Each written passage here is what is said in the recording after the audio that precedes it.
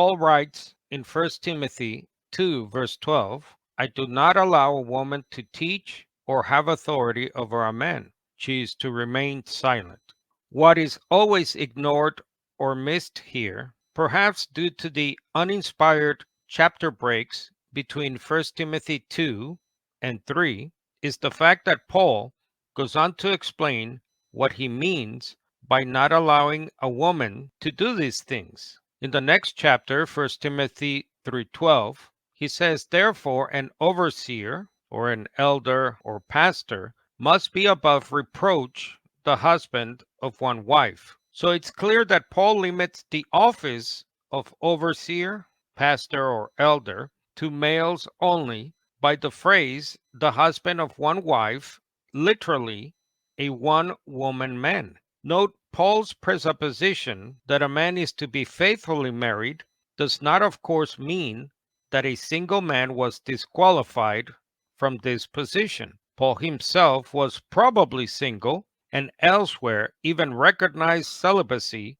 as perfectly suitable for ministry. See 1 Corinthians chapter 7. The ESV Study Bible note on 1 Timothy 2:12 explains that since the role of pastor, elder, overseer is rooted in the task of teaching and exercising authority over the church, this verse would also exclude women from serving in this office. Thus, when Paul calls for the women to be quiet, he means quiet with respect to the teaching responsibility that is limited in the assembled church. Paul elsewhere indicates that women do speak in other ways in the church assembly. See 1 Corinthians 11:5.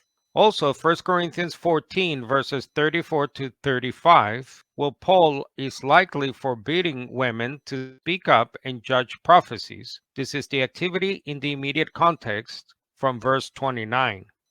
The New English Translation Bible on 1 Timothy 2:12 adds that the phrase must remain quiet is used in Greek literature either of absolute silence or of a quiet demeanor. For example, in 2 Thessalonians 3 verse 12, Paul uses the same Greek word to urge some in the church to do their work quietly.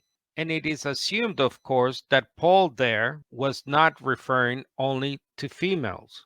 Hence, 1 Timothy 2:12 could be understood this way.